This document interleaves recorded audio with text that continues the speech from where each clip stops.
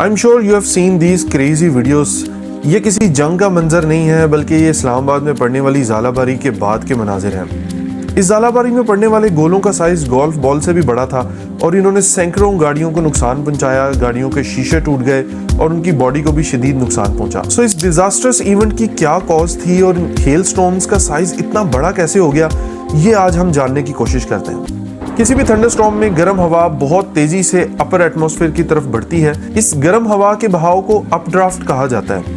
ये अपड्राफ्ट अपने साथ मॉइस्चर को भी अपर एटमॉस्फेयर में ले जाता है। अपर एटमॉस्फेयर में टेम्परेचर बिलो फ्रीजिंग होता है, जिसकी वजह से वाटर ड्रॉपलेट्स फ्रीज होना स्टार्ट हो जाते हैं और फिर वो डस्ट या दीगर पार्टिकल के साथ कांटेक्ट में आते हैं तो वो एक गोले की सूरत इख्तियार करना शुरू करते हैं। तो अगर अपड्राफ्ट स्ट्रॉन्ग है तो ये गोले जमीन पर बरसने की बजाय अपर एटमॉस्फेयर में ही रहते हैं, जिसकी वजह से इनका साइज मुसलसल बढ़ना शुरू हो जाता है। फिर जब वो इतने स्ट्रॉन्ग हो जाते हैं कि नीचे से अपड्राफ्ट उन्हें सपोर्ट ना कर सके तो वो गोलों की सूरत में बरसना शुरू हो जाते हैं। यहाँ जो सबसे इंपॉर्टेंट चीज है वो ये है कि speed of the updraft equal to the size of the hailstones. अगर अपड्राफ्ट की स्पीड 50 से 80 किलोमीटर के दरमियान है तो हमें मटर के दाने जितने हेलस्टोन्स देखने को मिलते हैं। अगर अपड्राफ्ट की स्पीड 80 से 120 किलोमीटर के दरमियान है तो हमें गोल्फ के बॉल के साइज के हेलस्टोन्स देखने को मिल सकते हैं। इसी तरह अगर अपड्राफ्ट की स्पीड 120 से 160 किलोमीटर पर आवर के दरमियान है तो हमें क्रिकेट बॉल साइज के हेलस्टोन्स भी देखने को मिल सकते हैं। और फिर अगर हवा की स्पीड 160 से 200 किलोमीटर या उससे भी ज्यादा हो तो इनका साइज एक खरबूजे या उससे भी बड़ा हो सकता है। अभी तक किसी भी हेलस्टोन का जो वर्ल्ड रिकॉर्ड है वो 8 इंच और 1 किलोग्राम के करीब है।